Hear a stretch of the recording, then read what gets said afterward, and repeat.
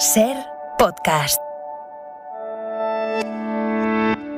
Hola, soy Javier Ruiz y esto es Hora 25 de los negocios. Hoy, pagar peaje en todas las carreteras.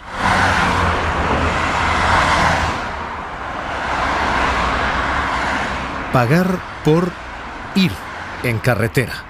Incluso pagar sin ir por carretera. Esto es lo que plantea el gobierno a Bruselas. Un nuevo impuesto por el uso de la red viaria de carreteras. Hoy el Ejecutivo ha hecho públicos los 2.000 folios que se comprometen con la Unión Europea.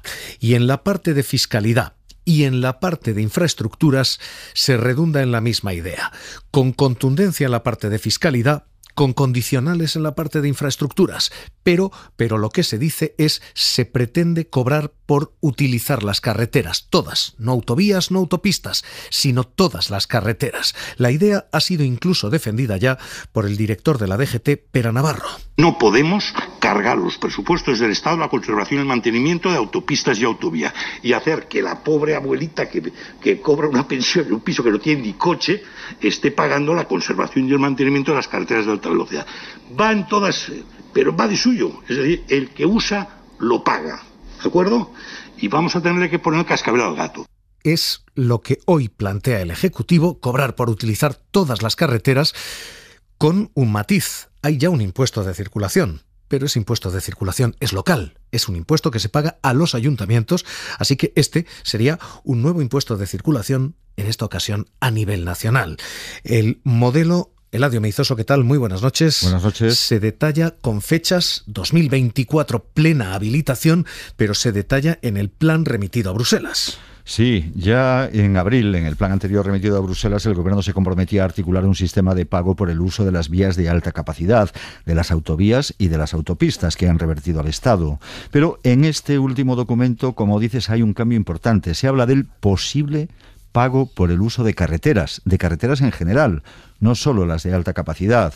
Dice el texto que no es posible asumir los costes de conservación de estas carreteras de forma directa con los presupuestos del Estado, que un pago por uso permitiría garantizar la conservación de la red y que este podría, también condicional, implantarse ya en 2024. Pero fuentes del Ministerio de Transportes han indicado a la cadena SER que de momento solo se está pensando en autovías y autopistas porque estas son las responsables fundamentales del gran déficit que se está generando para el Estado en la conservación de la red. Que todo esto se va a incluir en una ley de movilidad y financiación del transporte que se va a empezar a tramitar ya en los próximos meses. Insisten también en enmarcar todo este movimiento en que el pago por el uso de las vías de alta capacidad está ya en vigor en la mayoría de los países europeos de nuestro entorno. Pero a partir de aquí, un matiz importante, que en España solo se introducirá este pago por uso de las vías de alta capacidad si hay consenso político y social, es decir, consenso en las Cortes con los demás partidos y con los sectores profesionales más afectados. Todos los matices del mundo que contiene la parte de infraestructuras se caen en la parte de impuestos. El documento, en su componente 28, no pone condicionales, no pone matices, no pone pegas. Lo único que pone es un anuncio. Literalmente, reformas en materia de movilidad sostenible se enuncian a continuación, dice ese texto. Primero, crear un pago por el uso de la red viaria de carreteras. Segundo, revisar las figuras tributarias que gravan la matriculación. Tercero, otras medidas en estudio. Se da por hecho y se dice hay otras cuestiones en estudio. Esta se da por cerrada. Y a partir de aquí, efectivamente, cientos de matices políticos. En cuanto la noticia ha sido publicada por la SER, el Ejecutivo dice, al mismo tiempo, primero, es necesario el consenso. Remitía a palabras de José Luis Ábalos cuando decía: si se refiere a esa posibilidad de cobrar peajes, efectivamente, en el año 12, siendo ministra Ana Pastor, se llevó a la Comisión Delegada de Asuntos Económicos la propuesta.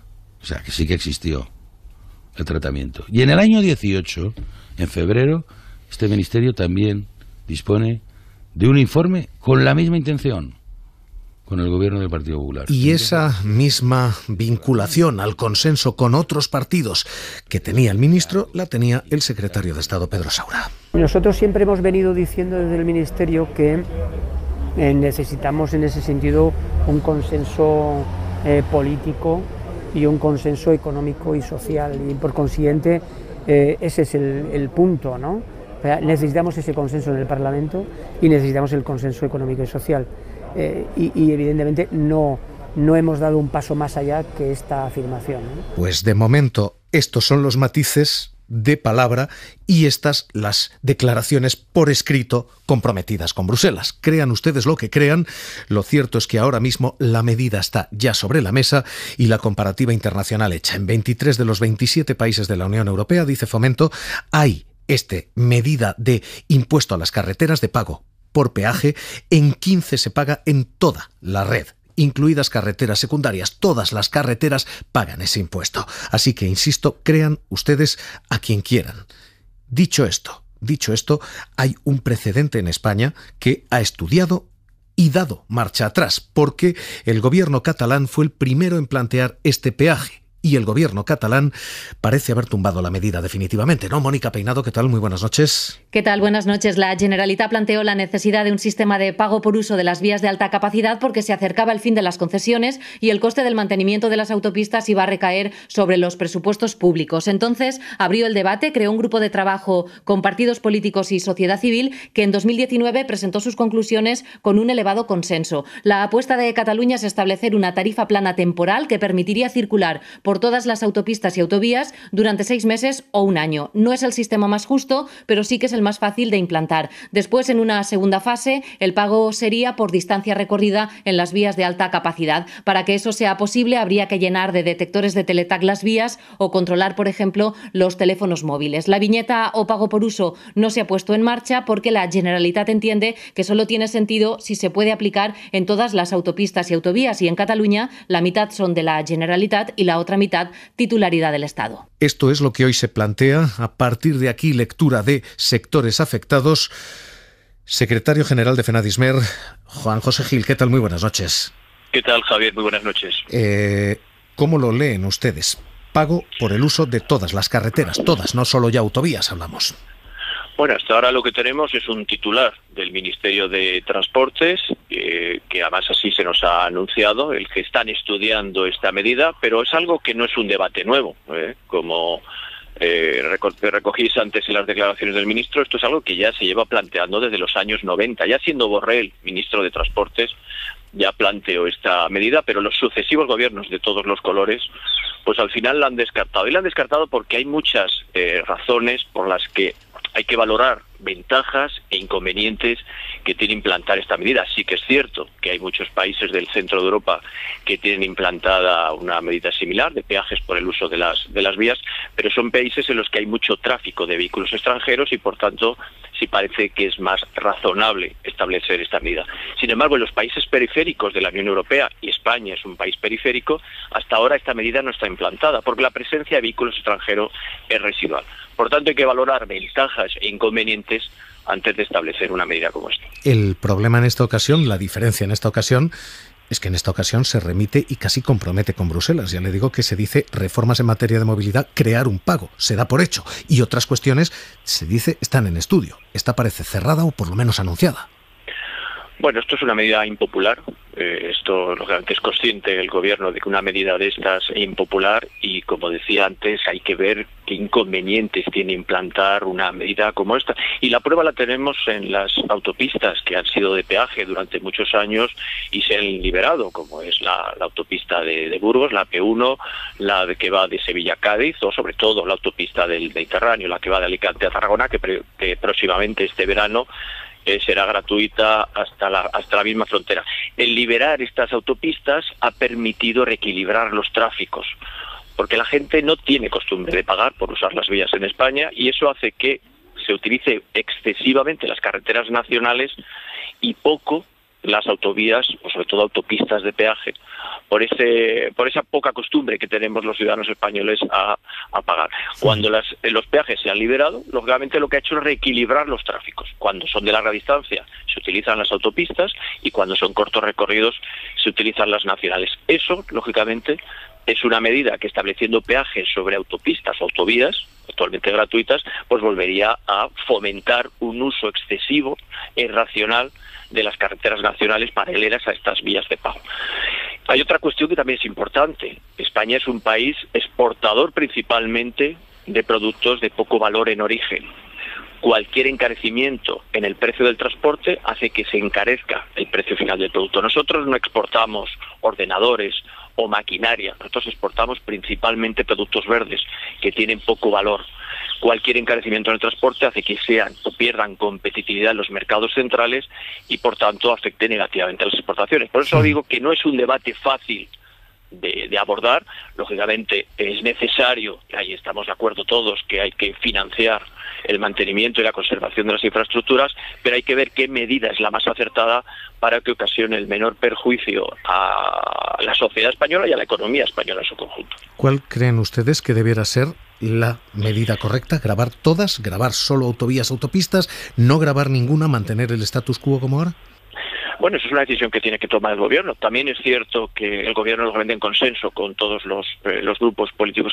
También es cierto que ahora mismo ya existe un impuesto que de forma indirecta está afecto a las carreteras. Esto no debemos olvidarlo. No existe solamente el impuesto de circulación del que hablabas al principio, sino que tenemos el impuesto de hidrocarburos. Impuesto de hidrocarburos que grava lógicamente el mayor uso de la carretera porque supone el mayor uso de carburante. De hecho, aproximadamente se recaudan unos 16.000 millones anuales de impuesto. Que se anuncia que también se va a aumentar, porque lo que dice esa memoria es que también se va a recargar ese impuesto de hidrocarburos.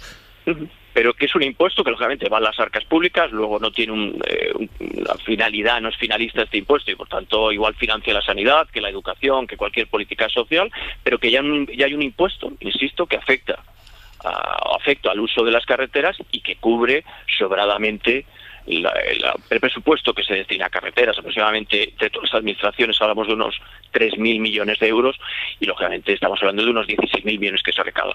Pero bueno, en este debate que ahora se inicia, nosotros estamos abiertos a cualquier negociación. Lógicamente no podemos negarnos a este debate, pero hay que tener presente cuáles son las consecuencias y el impacto para un sector como el nuestro, el del transporte, que lógicamente ahora mismo no podríamos soportar el que tuviéramos que pagar este impuesto. Pues Federación Nacional de Asociaciones de Transporte de España, FENADISMER, secretario general Juan José Gil, un placer escucharle aquí en Hora 25 de los Negocios. Un abrazo.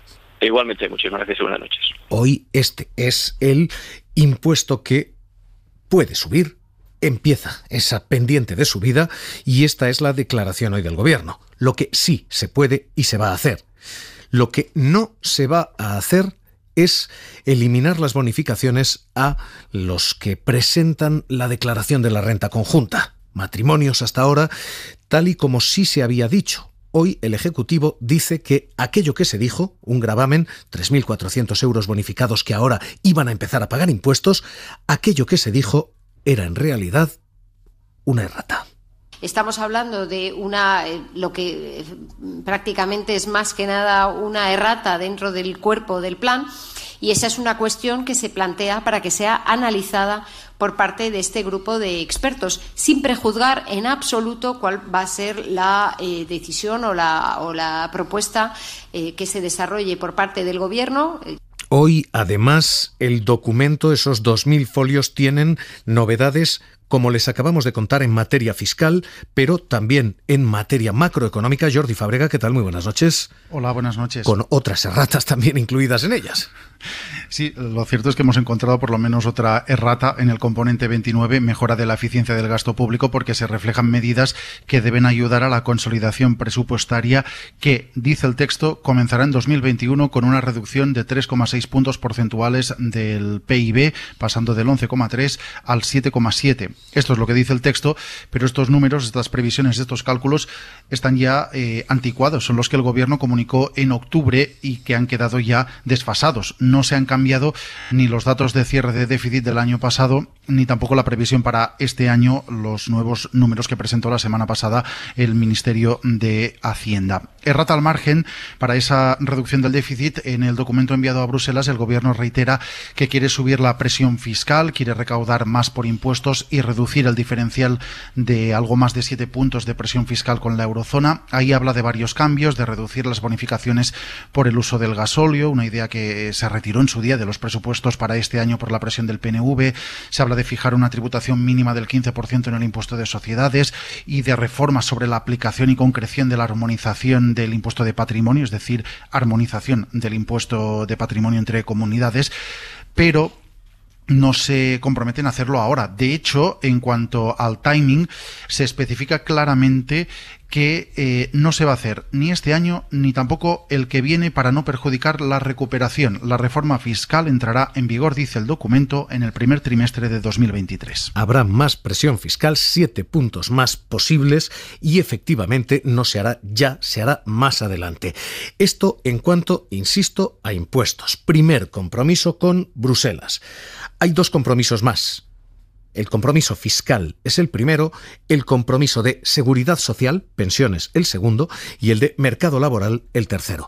Rafa Bernardo, ¿qué tal? Muy buenas noches. Hola, buenas noches. Rafa, seguridad social, pensiones, ¿qué compromete el Ejecutivo? Bueno, en reformas de seguridad social, el componente 30, se añaden pocos detalles nuevos porque no están las cifras más polémicas. Si hablamos de la reforma relativa al aumento del periodo de cómputo para el cálculo de la pensión, pues ahí no vemos números, no hay nada del paso de los últimos 25 a los últimos 35 años de carrera, algo que dio mucho que hablar, fue muy polémico y el ministro tuvo que desmentir, el ministro Escrivá.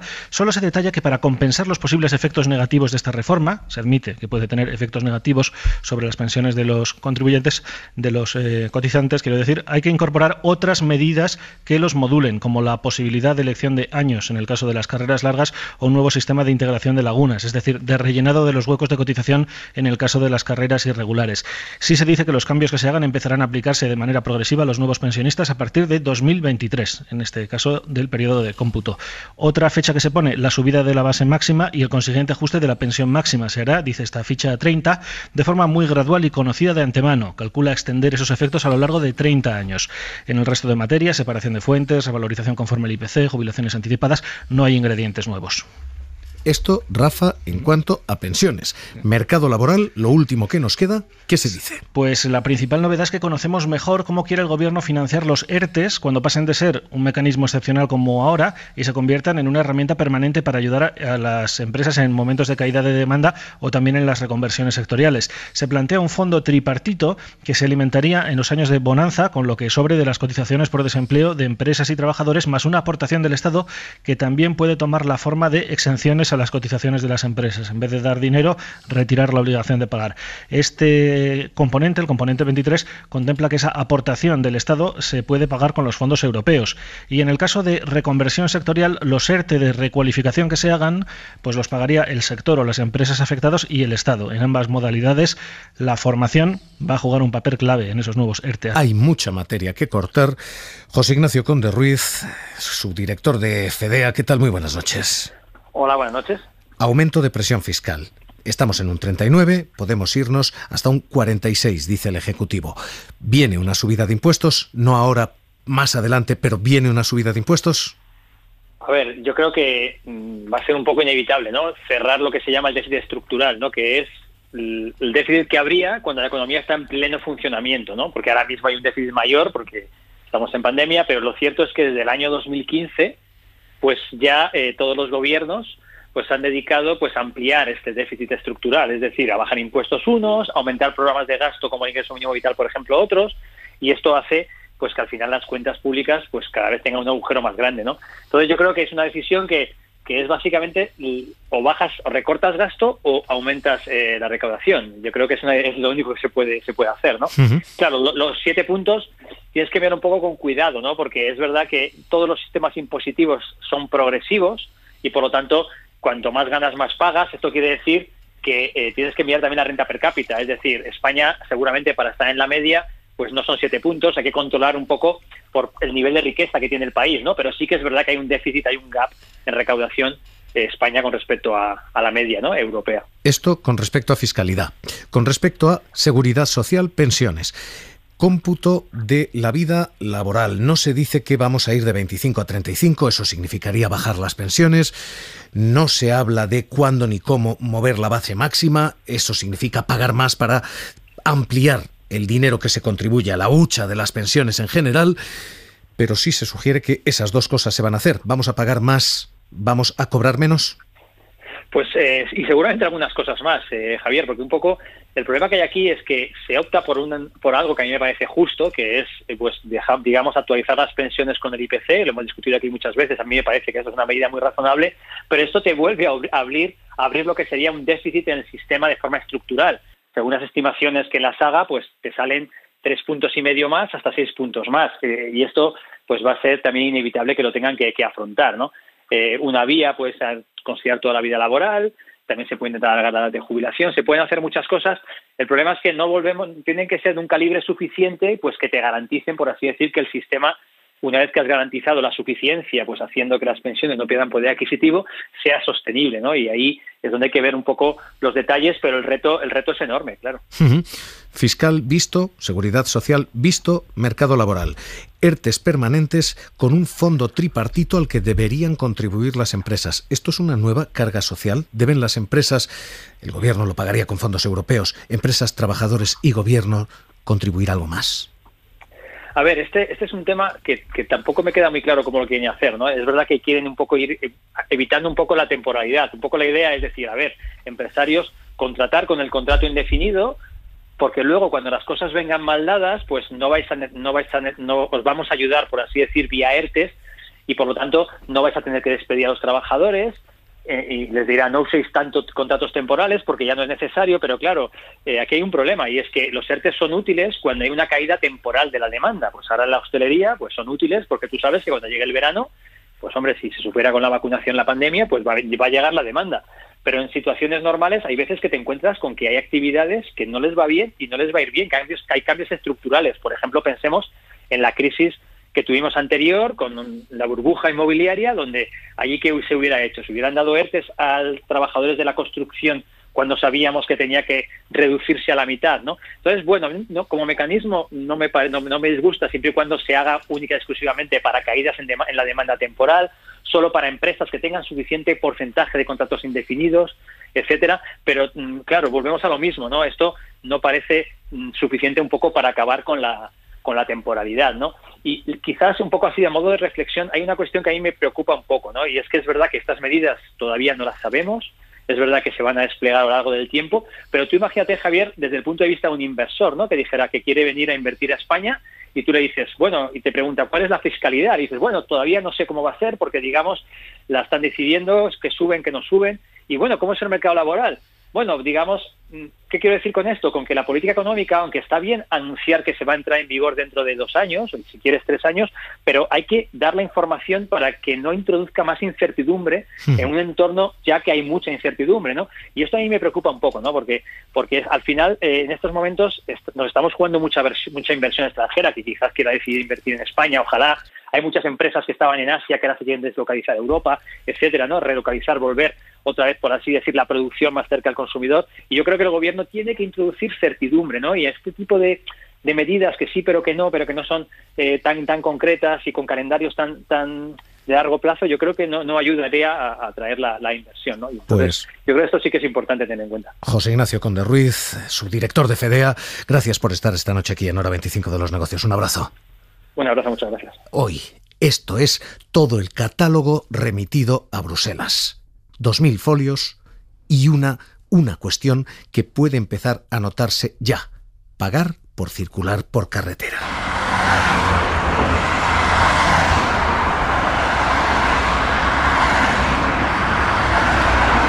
Por todas las carreteras, regionales, estatales, nacionales, todas ellas pueden llevar a partir de ahora peaje. Hora 25 de los negocios, seguimos.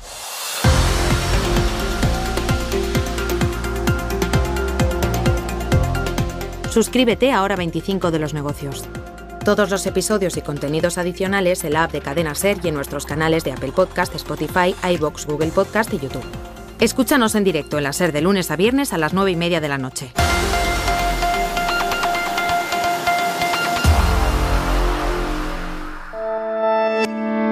Cadena SER. La radio.